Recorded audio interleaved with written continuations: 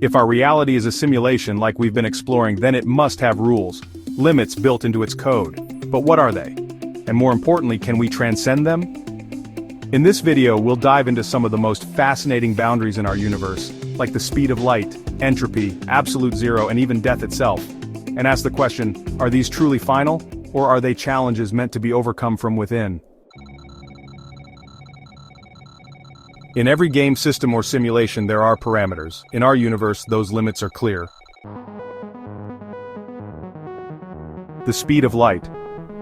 According to Einstein's theory of relativity, nothing can move faster than light.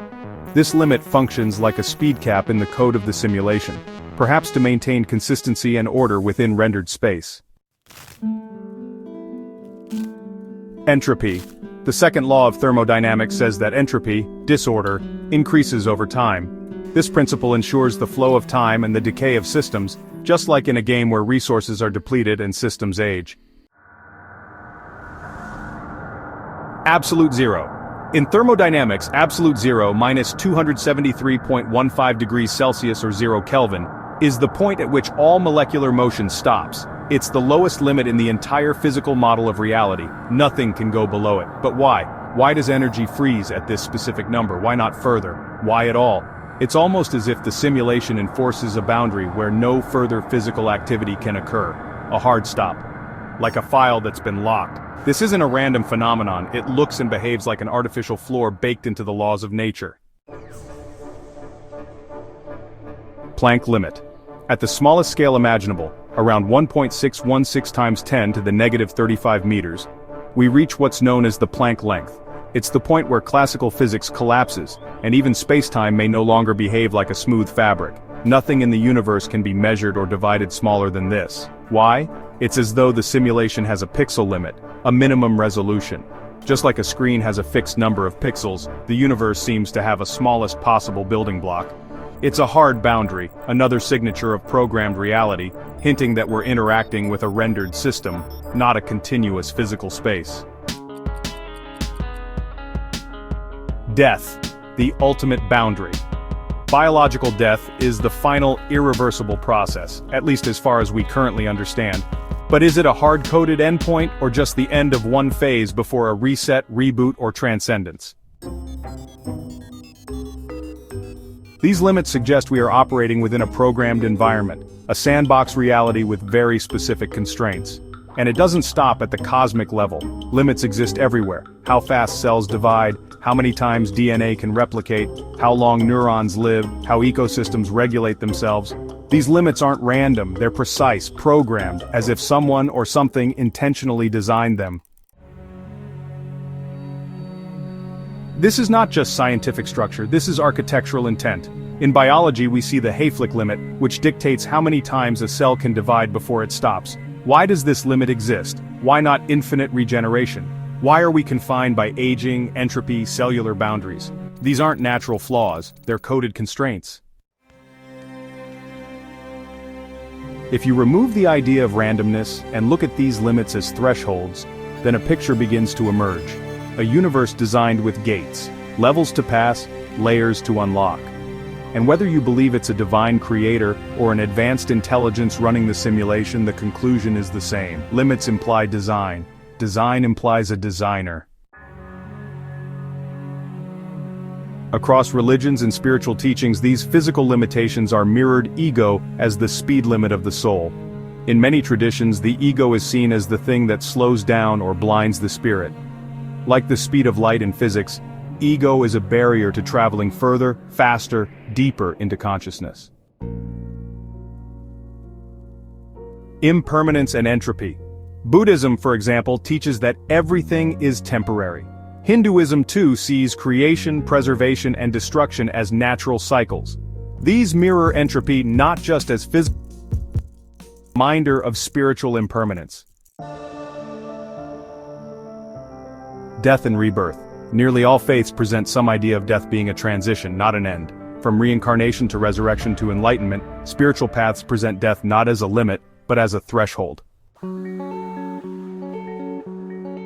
If this reality is a simulation, the limitations are not accidents. They are design choices.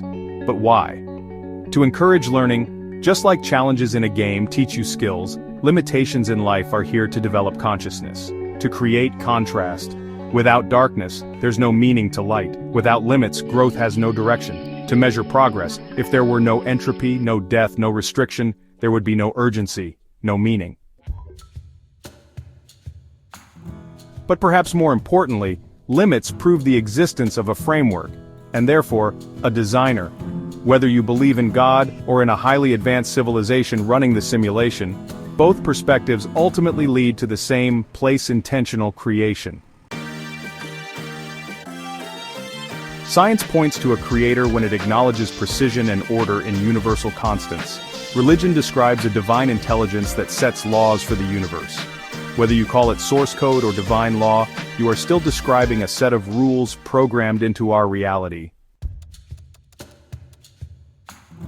These rules are not just technical, they are ethical, emotional, even spiritual.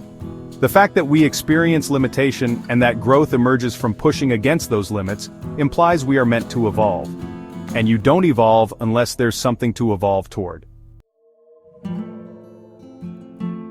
Here's where it gets exciting. Spiritual teachers and mystics have claimed for centuries that you can transcend the rules of this world. How? Through altered states of consciousness, meditation, fasting, prayer, and deep trance states. Some report leaving the body entirely, traveling through consciousness itself. Through compassion and service, ancient texts describe that helping others, giving generously, and living righteously can raise your vibration, a way of aligning with the source code. Through deep understanding, knowledge isn't just power, it's freedom. When you deeply understand the code, you are no longer bound by it. Here are the real tools, spiritual and ethical practices that help you transcend gratitude. It rewires your perception. What you once saw as limitation becomes opportunity. Silence and solitude. Disconnecting from external noise allows the deeper mind to activate. Many breakthroughs happen here.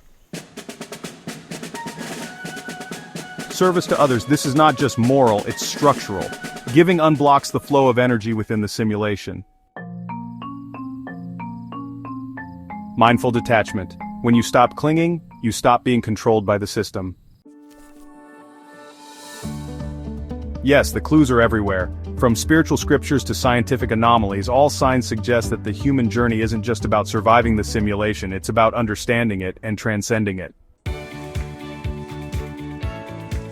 Maybe death isn't the end. Maybe entropy isn't decay but transformation. Maybe the speed of light isn't a wall, it's an invitation, a message from the Creator. There's more, but you must grow to access it. We're not here to be trapped by the limits of the simulation. We're here to explore them, learn from them, and ultimately transcend them. Through knowledge, compassion, discipline, and awareness, we step beyond fear, beyond ego, and beyond limitation. These boundaries, entropy, decay, death, space, time, even cellular aging, may not be punishments but puzzles, not roadblocks, but rites of passage. And in solving them, we don't just level up, we evolve. This is just one step closer to uncovering the deeper cheat codes that govern this reality. If this resonates with you, make sure to subscribe, leave a comment, and share your experience. We're just getting started.